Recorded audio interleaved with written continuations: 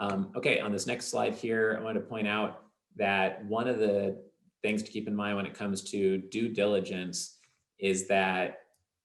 you can not crowdsource things in the sense of crowdfunding through one of these platforms that raises $1 million in 8 minutes or something, but more so just getting kind of group knowledge through being part of different networks. So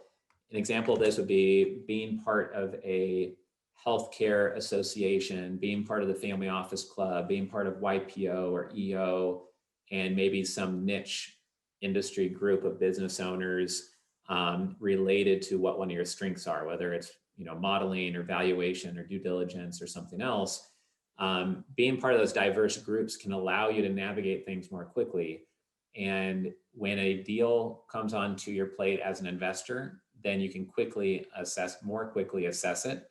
through your diverse networks, or bring in talent to build out an advisory board or board members. Or if you are